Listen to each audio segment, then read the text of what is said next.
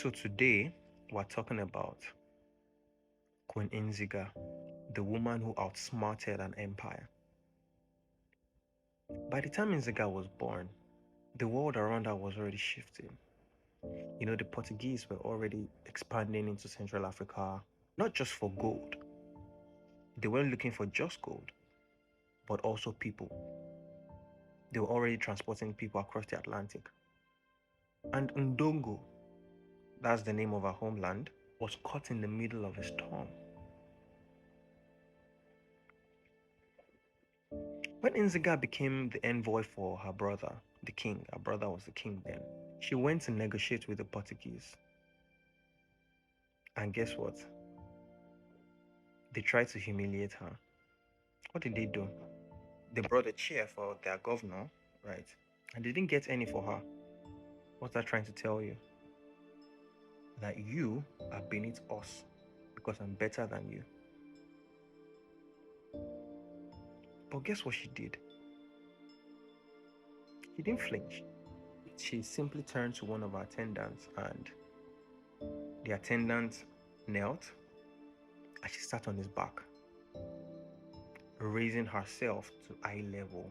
So she negotiated from a place of dignity.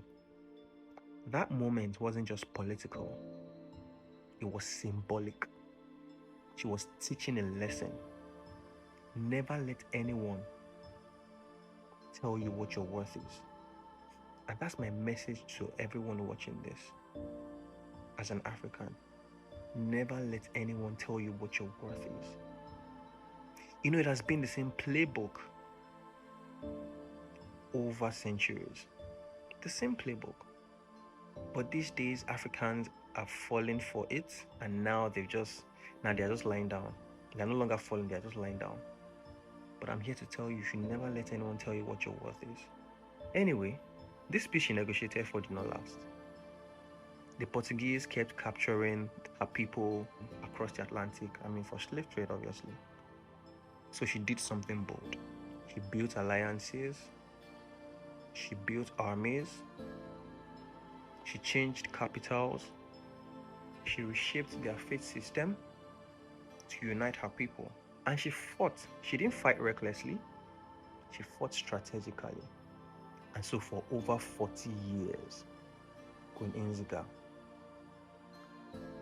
resisted one of the most powerful empires in the world. They called her a warrior. They called her the queen of cunning. They called her a rebel. But our people called her something else. Mother of the nation. Queen Nzinga's story isn't just about war. It's about dignity. It's about what happens when a people refuse to forget who they are. It's what happens when a people refuse to forget their value. And that is what I'm trying to help you understand. You actually have immense value as an African. Although now a lot of us have forgotten, I want you to remember.